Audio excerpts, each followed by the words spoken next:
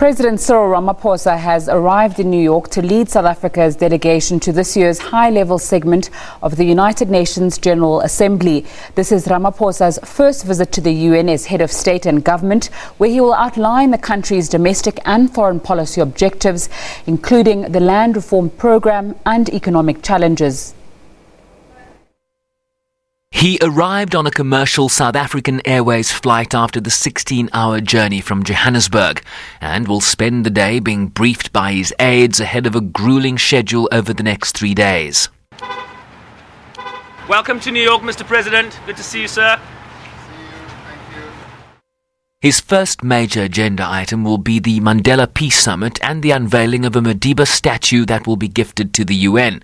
He will speak at the Council on Foreign Relations in conversation with former US Secretary of State Madeleine Albright. He will attend a dinner for heads of state and government hosted by US President Donald Trump. The President will address the General Assembly on Wednesday and engage business leaders at the Bloomberg Global Business Forum. He will also speak at a high-level meeting on eradicating tuberculosis on Wednesday. TB is a socio-economic disease of the poor, but I must state now is a world concern. That's why it's coming to United Nations. You are right, Shebin, it was ignored because it was regarded as a disease of the developing world. I must tell you, now most countries, even Europe, are starting to realize that TB is a problem. I mean, it's killing 1.5 million people per annum. And without really comparing diseases, you are aware what happened during the Ebola epidemic in West Africa. Some 4 years ago, the whole world was moving in a whirlwind.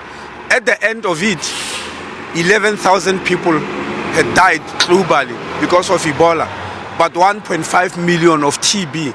But that did not even make any blip on the radar screen. The world just ignored it. While financing for the Sustainable Development Goals will also be at the top of this week's agenda. I often speak about a surge in diplomacy. Our world also needs a surge in investment in the Sustainable Development Goals. It is important that all developed countries meet the commitments they made in the Addis Ababa Action Agenda. The United Nations, for its part, will continue to support developing countries in creating conditions for mobilizing domestic resources, including through tax reform and other good governance measures.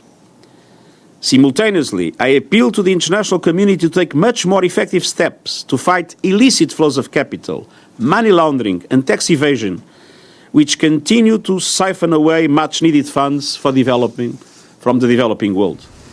It's all systems go for the annual World Cup of high-stakes diplomacy at the United Nations. Sherwin Brycepease, SABC News, New York.